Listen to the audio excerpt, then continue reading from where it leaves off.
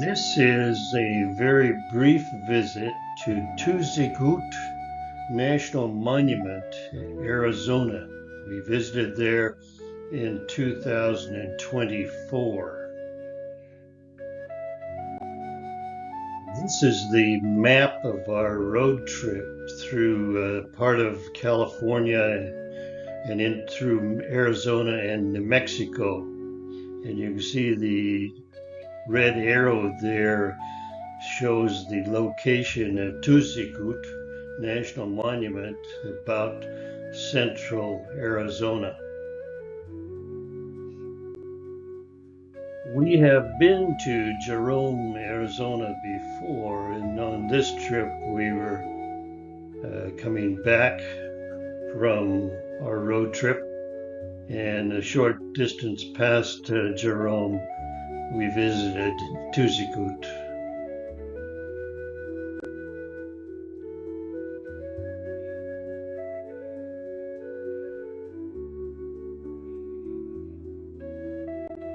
On the left here you can see Flagstaff at the top center, and down to Sedona and then Tuzigoot very close by, and we've been to Montezuma's Castle several times. On the right is a satellite view of this village. This village was built high on a limestone ridge over 100 feet above the floodplains of the Verde River. It has clear lines of sight in every direction and can easily be seen from many of the other hills and pueblos in the area. Tuzigoot was a prime spot to build, with excellent views, easy access to reliable year-round water, and floodplains where cultivation of water-intensive crops like cotton was relatively easy. During the excavation of Tuzigoot Pueblo, trade items and materials from hundreds of miles away were found. Distinctive regional pottery from many different communities across the Southwest was found here, as were seashells, exotic minerals and paints, obsidian from distant volcanoes, and feathers from macaws, which were found from southern Mexico into the Amazon basin of South America. People living here probably exported minerals, including azurite, malachite, and copper, as well as salt, cotton, and textiles. On this chart, you can see on the right there the key to the color coding for parts of the village as to when they were built, with the blue being 1050 to 1180, the green being 1180 to 1220, the red being 1220 to 1350, and the more purple 1350 to 1380. There were 87 rooms, with 21 second-story rooms. It could have housed about 225 people. It is not known what its first inhabitants called their home. The name Tuzigoot was chosen by the workers who rebuilt it from a Western Apache word that means crooked water, referring to the prominent bend here in the Verde River. This is the pathway up to the main structure. Not a difficult walk up, but as you get up there, you can see the view that this village had.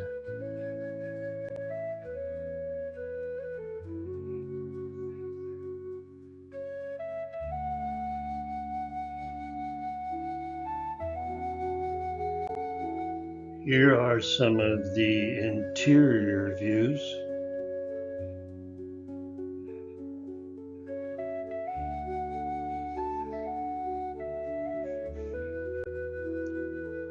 Some more interior views.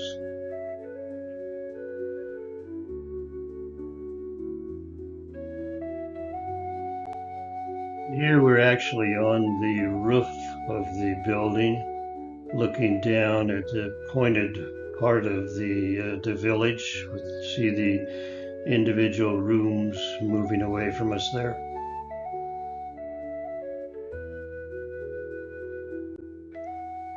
On the right, a photo of the rooftop, and then on the left, a view out over the valley there. You see the great view that they had from this point.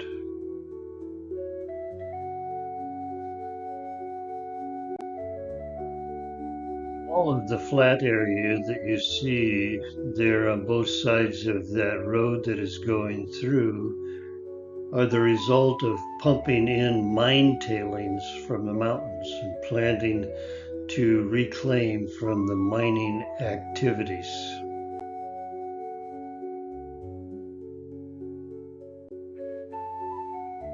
The Sinagua, around the year 650, these people begin settling in the Verde Valley.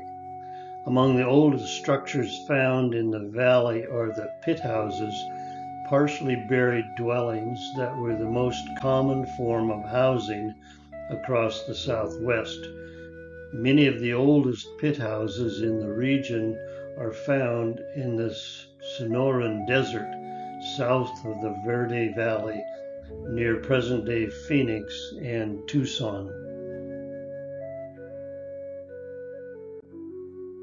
Burial items unearthed in the 1930s exposed details about everyday life, but the excavations are troubling for the people who do not want to disturb burials.